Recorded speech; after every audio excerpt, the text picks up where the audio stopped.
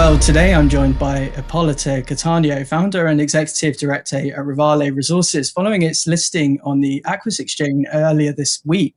Ippolito, thanks for joining us today, and congratulations again on the listing. How are you doing? Good afternoon. I'm very well, and I'm recovering from the excitement of our IPO. So the journey has just started, and we're very excited to be listed on Aquis and to be delivering on our objectives that we shall discuss during this interview. Absolutely, good to hear. So given it's your first time on, and like we say, you have just joined the market, why don't you start by giving viewers who might be unfamiliar with the company a quick elevator pitch? What does Revali do? Why have you come to market? And what's your objective? Sure. So Reveille Resources is a uranium exploration company listed on Aquis. Our goal, which is ambitious, but we believe feasible and achievable, is to become one of the leading uranium stories in Europe. We believe we can do that because we have 2 exploration permit applications for the largest uranium deposit or resource in Italy, in northern Italy, in Lombardy. And these 2 opportunities are projects that were brought forward, developed by Eni, the national oil company in Italy, during the late 60s until the early 80s. So we have 87,000 meters of drilling that was performed across the 2 projects. We have almost 20 kilometers of underground working, so a very impressive infrastructural investment, which we have internally estimated the replacement cost of the work was to be undertaken today. We're talking in the range of 200 to 300 million euros of investment. And so we have a lot of historical work and investment that's been done. And so where we are now is we have these 2 exploration permits, which are now subject to EIA approval. So our primary focus now is to get those 2 EIAs approved. We have 1 EIA, which was already submitted in April for Navatza, which is the smaller of the 2 projects. And on or before the 15th of July, we will be submitting the EIA for Valbardella, which is the larger of the 2 projects. So the key milestone for us is getting that EIA, those 2 EIAs approved, getting the exploration permits, and then our goal will be resource definition, because we will be drilling underground to delineate this historical resource, which is roughly the in situ or the value of the resource is roughly $1.2 billion using today's pricing of uranium. So our goal, of course, that's a non-compliant historical number, but our goal is to confirm that historical resource, or indeed exceed it, because we believe that since the 1980s, when this project was last developed, technology has improved significantly, and we can perhaps learn from the past work and improve it. So that's why across the 2 licenses which we applied for, so there'll be 2 3-year permits for both projects. Our primary goal will be to engage in resource definition, then come back to the market with a JORC compliant resource estimate. Great. Sounds like you've got a clear plan there. So before we move back to those assets, I did just want to take a moment on that wider focus on uranium in Italy, because it is quite unique. I have to admit that prior to researching the company, I wasn't aware that the country had such an extensive history of uranium exploration and development. But like you say, your 2 projects are in an area that was previously pretty well developed as a uranium district. Can you tell us a bit about that uranium opportunity in the country today, and why you believe it's so promising moving forward, as opposed to other jurisdictions in Europe, perhaps?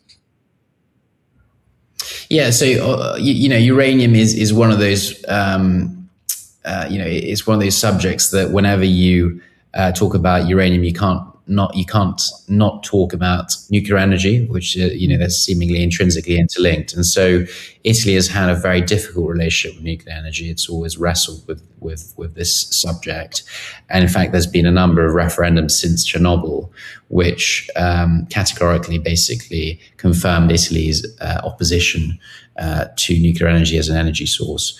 However, the crucial detail is that there was never a ban on uranium exploration. In fact, uranium exploration, which is our goal, we're not really too involved with the nuclear debate, but of course, it's a very important backdrop to what we're doing. That was never banned. So these 2 projects have had previous applicants. None of the applicants have got to where we're now sitting. We've had our applications approved. And they're now subject to EIA approval, which is one of the final steps in getting the licenses granted. The key point that can't be disguised, and that's why we think these opportunities are so topical and so relevant today, is that Italy, for the first time, is now coming to terms with nuclear energy and actively exploring it as a primary energy source, which of course makes sense because in France and Switzerland, which are two neighboring countries, you have a very active nuclear energy supply situation, right? Nuclear energy is very active in Switzerland and France. And so for those who fear nuclear energy, you can simply ask the question of, well, hang on a second, across the border, we have a nuclear power station. So, regardless of, if you're fearing some kind of nuclear apocalypse, which is, after Fukushima in 2012 was one of the most topical kind of anti-nuclear motivations. The reality is that nuclear energy is, firstly, it's not in my view, it's a very safe energy source, but it's also not, it's there whether you like it or not, right? So by virtue of two neighboring countries having it. And of course, we also have decarbonization, which is a very topical and key objective for all Western countries. And so nuclear energy contributes to that, right? So we see the backdrop as very positive, but our goal is not to engage so much in that debate, but to engage in uranium exploration, which is what we're going to do once these two licenses are granted. But we feel that if ever there was a time to pursue these opportunities, it's now, because sentiment has changed and we see cross-party support for the adoption of nuclear energy as an energy source in Italy. Absolutely. So with Italy opening the door like that, it really gives you a bit of a first mover advantage, doesn't it? I mean, there were these projects, the door was shut, it's open again now, and you're able to step in, and a lot of the de-risking work has already been done for you. For example, at Val Vidello. Yeah, that's exactly right. In both projects, there's been a lot of historical investment. And so that's a key tenet of our strategy. We like the risk profile because, natural resource explorations are highly, there's a lot of risk, it's a high risk, high reward endeavor. So the beauty of our strategy, which is, we're not reinventing the wheel, but we believe that our strategy is a winning strategy because a lot of the work has already been done for us, right? So there's been so much historical investment that we can benefit from at no cost. And so the risk profile is lowered, and we can engage in resource definition in the knowledge that there already is a resource, albeit a non-compliant historical one. So that is really a very important feature of our company. And of course, we're focused on Italy, but we have other ideas as well to expand in other areas of the Western world. So because of course the question that people ask is, which I fully understand, is, well, the company currently has 2 exploration permits. What happens if they're not granted? Well, the answer to that, which I think is the only caveat and why we priced our IPO very aggressively, in my view, we're very reasonable in the valuation we applied to the business, considering its current stage of development, was that there is a degree of risk. But if we don't get these 2 licenses, which we think is highly unlikely because we have succeeded where all previous applicants have failed, and we're working very diligently with local authorities to ensure that the EIAs are as comprehensive and as likely to succeed as possible. But we are nonetheless looking at other countries and other opportunities to diversify the risk profile and ensure that even that 1% risk or whatever risk you wish to attribute to the possibility of not getting those licenses is covered, because I think that's a responsible way of managing a business. Yeah, it's always good to keep an open mind to any opportunities that come up. So sticking with Val Vidello for a moment, like you said, you're waiting for that permit to be approved. Once that's out of the way, is it a case of pushing forward with exploration and drilling as soon as you can? Yeah, I mean, of course, we want to, what I think has distinguished us from other applicants and why we believe we can succeed is that we are an Italian company in the sense that it's a UK company, but the directors are all Italian. And a lot of the money, a lot of the share capital is held by Italian nationals. So this isn't it isn't perceived as some sort of foreign listed entity speculating on domestic resources. This is an Italian-driven, Italian-led business, which fundamentally believes that there's an enormous opportunity for uranium resource definition in Lombardy. But that's will only be done and with the full support of local communities and authorities. So we will start drilling as soon as we get the EIA approvals and the licenses are issued, but we will do so in a very measured fashion because we understand that the subject of uranium is a sensitive one, and it's not to be taken lightly. So we will always do we'll always take the course of action which is the most prudent one, which has been really the hallmark of our strategy, and that's why we are where we are, because we've engaged with local communities and we've listened to them and we've ensured that their concerns, where there are concerns, are addressed and that they're fully involved in our activities. So that's really, I think, the key to responsible mining and exploration. I agree. And I appreciate it might be a little bit early to say, but in terms of that drilling, what would success look like there? I mean, what are you hoping to find from this first round? Well, I mean, it is, as you say, premature to speculate as to what we might find. Logical response to your question would be to say that we wish to match or exceed the historical numbers that have been associated with these two projects, right? So I can't think of a reason why we can't, at the very least, satisfy the historical non-compliant resources that have been associated with these two projects. But of course, our goal as a commercial and highly ambitious exploration company, because we listed with a market cap of 4 million, and we're now already at the time of this interview we're at multiples of that valuation. But we think that's just the beginning. We want to take this company to comparable valuations of some American and Canadian listed uranium players that have hundreds of millions of pounds equivalent of valuation. So we want to get that number as high as possible, as you can imagine, and similarly we will pursue other opportunities as and when they arise to deliver value to shareholders, because that's ultimately what we're doing. And it's important to note that the board has almost 25% of the company. Our shareholder register is very compact, so we have a highly driven, highly incentivized board, and we also have two listed companies involved. One is the largest shareholder is Zenith Energy, which is a main market listed company, and which has just over 25%. And then we have Ajax Resources, which is a company I'm involved with. I'm the CEO of Ajax Resources, which is also listed on Aquis, which has 15%, just over 15%. And then we've got a US fund, which is quite well known across the world, but in London and very, very active in the US as well, called Yorkville, which is a $1 billion fund, $1 billion plus fund, who has 12% of the share capital. And then we have other high net worth, ultra high net worth individuals who've taken positions. So we, the journey has just begun. We want to really broaden the exposure we have. There's a lot of people who don't know about our story, who may be a bit skeptical, right? Because there's some people who say, well, uranium in Italy, that's or in Europe for that matter, it's a tricky pursuit. But my view is that as we deliver and as we get the EIAs approved, we will prove the intuition we had, which is that now is the time to engage in exploration activities in these two projects in Italy. Great. So sticking on that theme of pushing ahead pretty aggressively, can you tell us a bit about the second project, Navatza? Is it a similar sort of idea to the other project we discussed, where you're getting that permit and then pushing ahead as quickly as you can in a responsible a way as you can?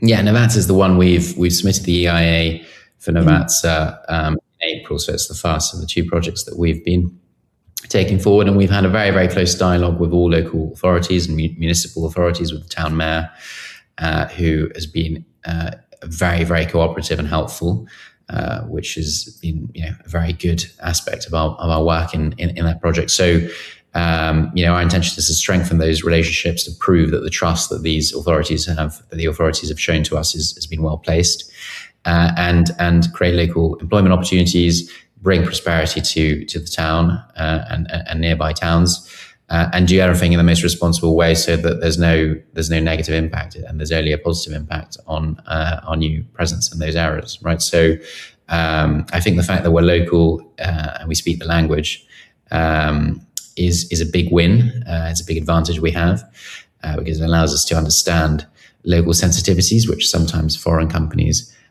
do not quite understand or don't don't perform so well. They don't excel in that arena.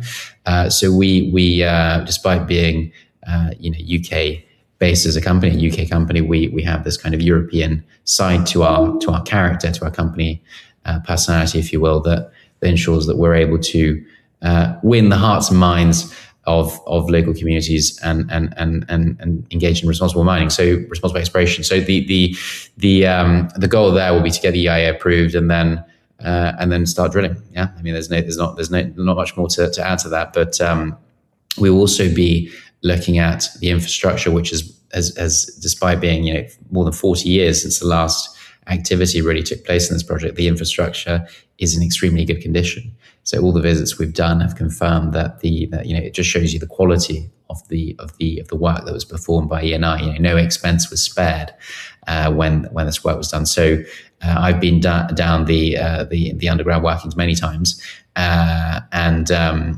I've always been impressed by the scale and the quality of the work. So we will be really. I always say we're running the last stretch of the marathon because we are benefiting from all that historical work, and we're the foundation of our the starting point, the starting line is already very advanced. Absolutely, it sounds like you have a pretty clear road ahead in that respect. So moving back to the company itself, it'd be good to learn a bit about management. Can you tell us a bit about your background? What led you to this role that you're in today? So I'm as I mentioned, I'm involved with Ajax Resources, which I set up in 2021. I'm the largest shareholder of Ajax. Ajax is a South American focused business. So we pursue gold, copper, and silver opportunities in South America.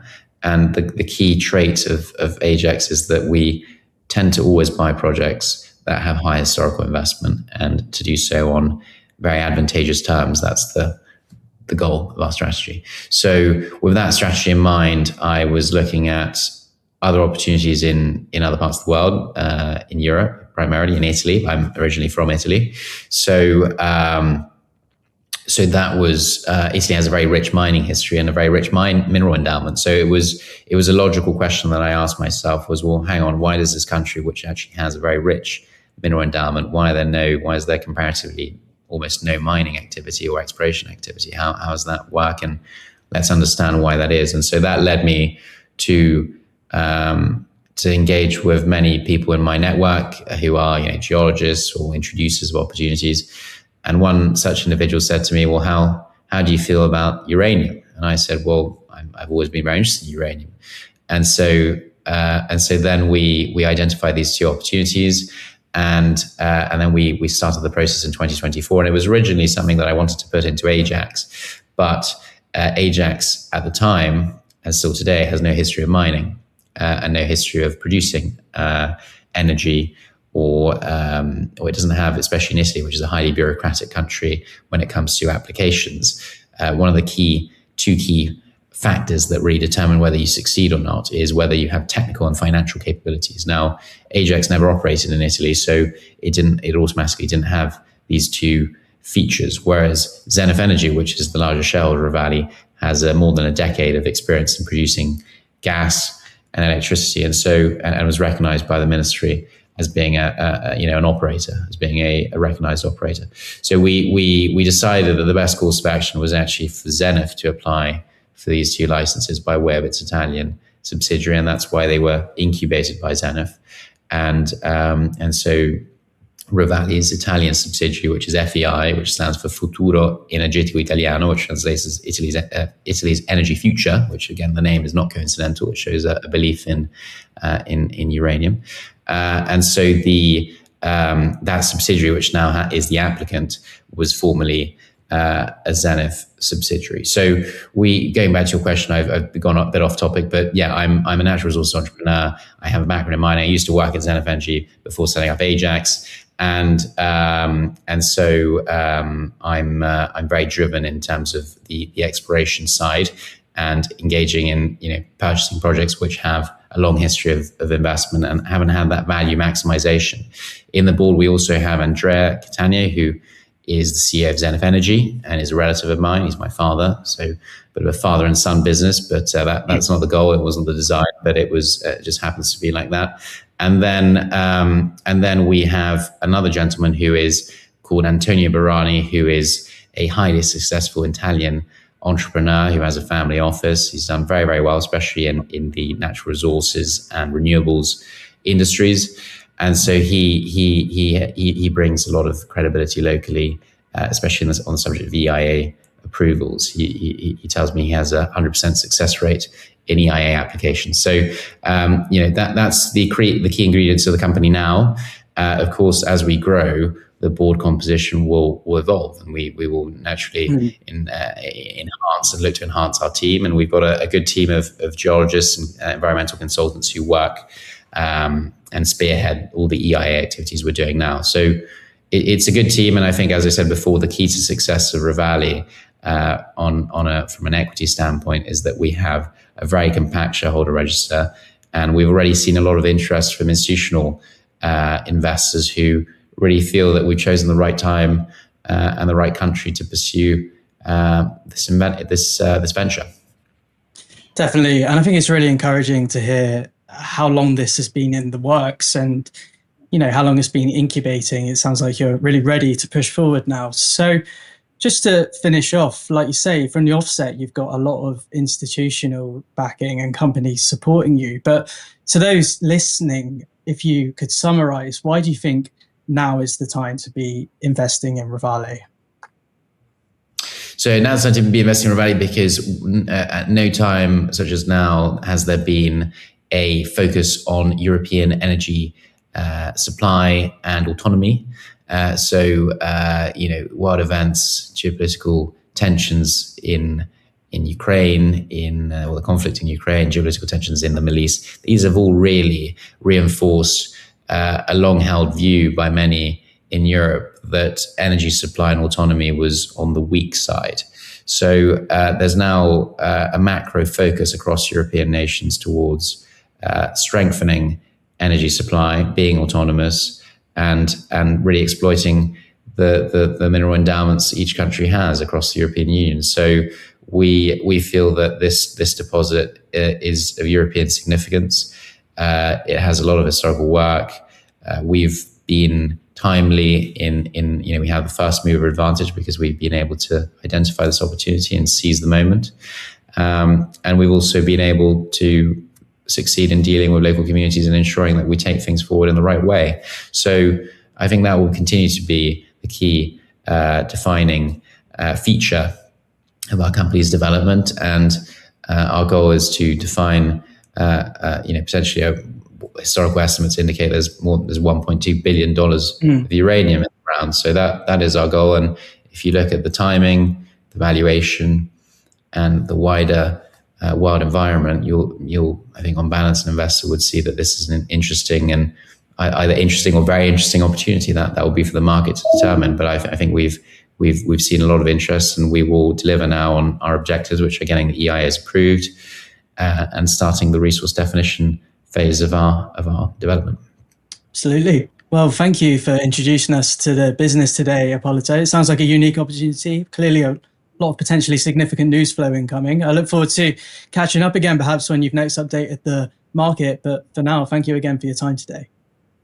Thank you. Nice talking to you. If you enjoyed this interview, then give us a thumbs up, a like or a retweet. Subscribe to us on YouTube or follow us on Twitter and hit that notification bell to be the first to know when we release new content. There's loads of great content on our website too, across all our programs at stockboxmedia.com. Thank you for watching.